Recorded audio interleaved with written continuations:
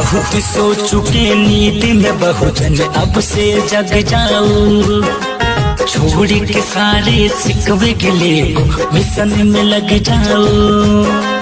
बात न भूलो तुम पुरखों की, याद रखो कहानी।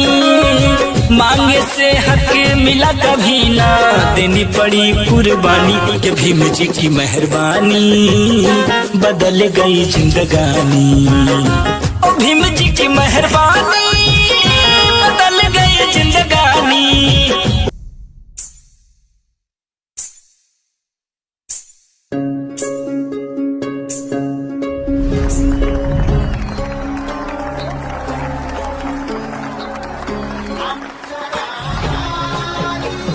Oh my God.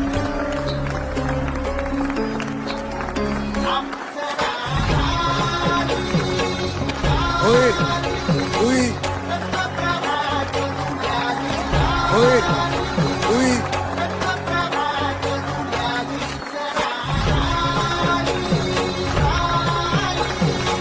Oh my God!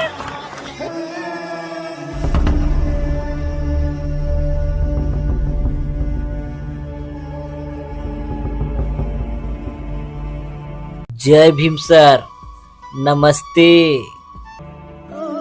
आइए आइए, नमस्ते। कैसे है, कैसा लग रहा है? अरे साहब जी बहुत अच्छा लगत है।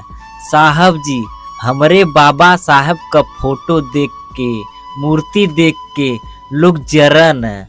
मगर साहब जी हमार बाबा साहब का कैले हम, जब ये जमाना में लोग मूर्ति देख के उंगल तोड़ देत हम, फोटो देख के गुस्सा हो जात हम, तो वो जमाना में हमने का दादा परपाजा के जमाना में कैसी बाबा साहब सबके लिए लड़ल हुई हैं। हे हमरे बहुजन समाज के लोगन, बाबा साहब अपन जीवन कुर्बान करत हो लोगन। तोहर लोगन खातिर बहुत लड़ाई लड़ना, आपन परिवार खो दहना, तोहर लोगन खातिर विदेश जाके पढ़ना, तोहर लोगन के अधिकार दिलौना। मगर बाबा साहब के आज एकतापन के जोश बन के तोहर लोगन एकता बनावा।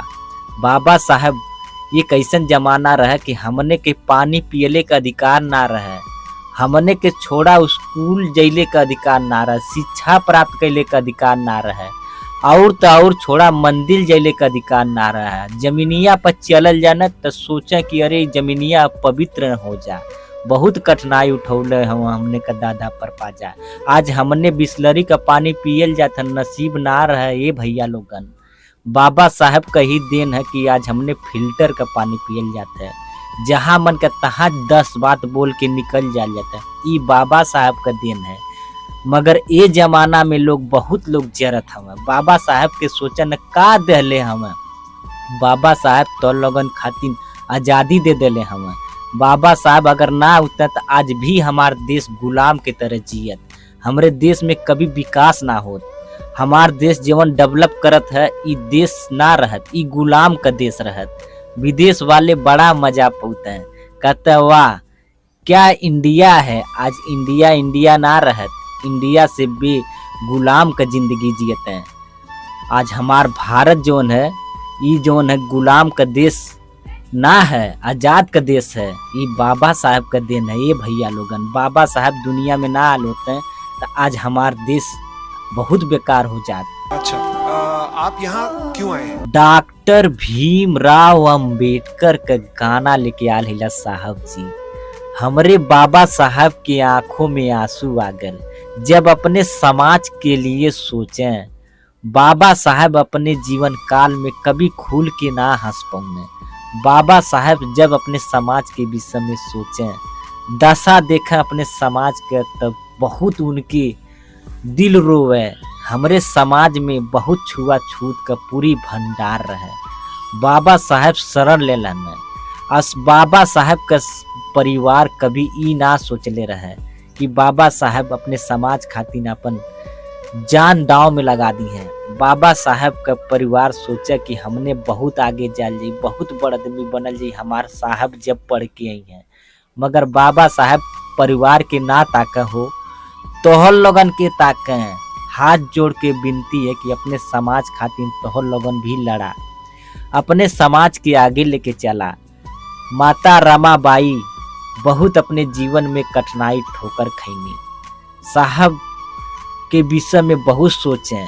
साहब अपने परिवार के ना ताकें, समाज के ताकें, तोहर लगन के ताकें। अगर हमने का दादा परपाजा अगर गुलाम का जिंदगी जियते तो वह हाल हमनों को हो। आज भले पढ़ लिख के इंजीनियर कलेक्टर हो जाल जाता है मगर बेकार जिंदगी रहत। बाबा साहब का परिवार हो धीरे धीरे धीरे खत्म हो गया मगर समाज के लिए लड़त रह गई न। बाबा साहब का बच्चा धीरे धीरे अपन जिंदगी छोड़ देना मगर तोहर लगन खातिर बाबा साहब हार ना मानना। बाबा साहब का जिंदगी पूरी तरह से खत्म हो गल मगर हार ना मानना। तोहर लगन खातिर संविधान दे देना। इस संविधान के रास्ता पर चलबा तब बाबा साहब का जीवन बहुत खुशहाल से आत्मा के शांति मिली। संविधान में बहुत कुछ लिखल है, ऐसा चीज लिखल है कि हमने के आरक्षण मिल गया। अगर आरक्षण ना मिलत तो हमने के जिंदगी बेकार हो जाती है। हमरे समाज के लोगन बाबा साहब कुछ ना दुनिया में मंगने। बाबा साहब तोहर लोगन खातिर बस एक चीज हाथ जोड़ के मंगने कि तोहर लोगन पढ़ा लिखा संघर्ष करा। दुनिया में ना रहत रहत भी तोहर लोगन खातिर एक चीज मांग के गए कि पढ़बा लिखबा तोहर लोगन बहुत आगे जइबा। आज भले लोग इंग्लिश में what do you like you are you बोलते थे, ये बाबा साहब का देन है। हमरे बहन बिटिया महतारी चाची चाचा सबके लिए एक समान जिंदगी दे एक समान जिंदगी दे देना। आज हमने राज तक करत है, हमने का बहन बिटिया राज तक करत है, पढ़ने का अधिकार बरोबर मिल गया है मगर समाज में आज भी छुआछूत का भंडार है। बहुत लोग सोचत हम के अत्याचार, केहू के इज्जत पर हाथ, संविधान के ढायल, बाबा साहब का अंगुल तोड़ल बड़ा कठिनाई झेलल जाता है। उस जमाना में हमने का दादा परपाजा का जिंदगी कार है। ये हमारे बहुजन समाज के लोगन अब वो जाग जा हो लोगन। ये इंडियन आइडल पर हम आइल अपने बाबा साहब का गाना लेके। ये कमलेशवा बहुत अपने बाबा साहब का गाना गौले हैं। अब की बार तोहर लोगन फिर हाथ जोड़ के विनती है कि गरीबवा के वायरल कर दा। हम कोनो बड़दमी से ना उभरल, हम अपने काम से उभरल। हम मिस्त्रिया हिला, टाइल्स का मिस्त्रिया हिला मगर अपने बाबा साहब का गुणगान गाइला। तो लोगन से विनती है कि अपने बाबा साहब के रास्ता पर चला, पढ़ा लिखा, अपने बाल बच्चा के आगे बढ़ावा। आकाश, आप मेरे छोटे भाई हैं और मैं चाहती हूँ कि आप बहुत बहुत बहुत आगे बढ़े क्योंकि आप इतने सच्चे इंसान हैं और आप इतने इतने खूबसूरत इंसान हैं कि मैं सिर्फ आपका भलाई चाहती हूँ। जय भीम मैडम जी, जय भीम। मैं कुछ कहना चाहता हूँ, मुझे लग गया, बहुत दिल पे लग गया। मेरे को इधर बहुत लगा है कि अगर मेरा बेटा कल मुझे ऐसा बोले मैं तो ऐसे ही मर जाऊंगा। जय भीम सर, जय भीम। क्या कहना चाहेंगे?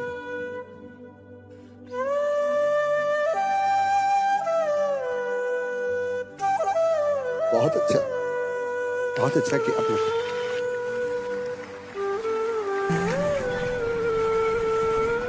शो शुरू करो।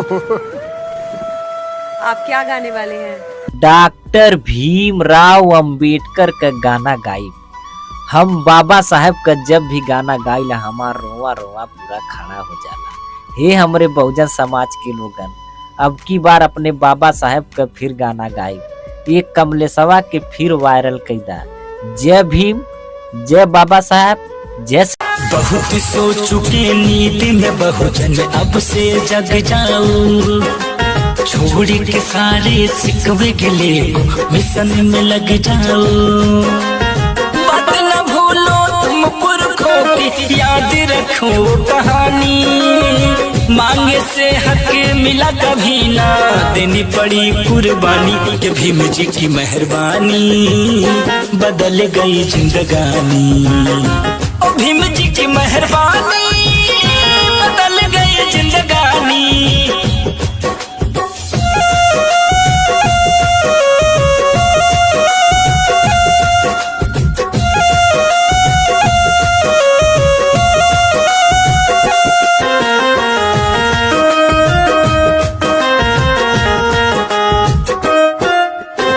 जब जब तुम पर जुल्म हुआ है कोई नया के आया, बन के मसीहा आए भीम जी रास्ता दिखलाया। हो जब तुम पर जुल्म हुआ है कोई नया के आया, बन के मसीहा आए भीम जी रास्ता दिखलाया। ना कभी तलवार उठाई ना बंदूक है दागी, भारत का संविधान लिखा और लिख दी तेरी कहानी। ये भीम जी की मेहरबानी बदल गई जिंदगानी, ओ भीम जी की मेहरबानी बदल गई जिंदगानी।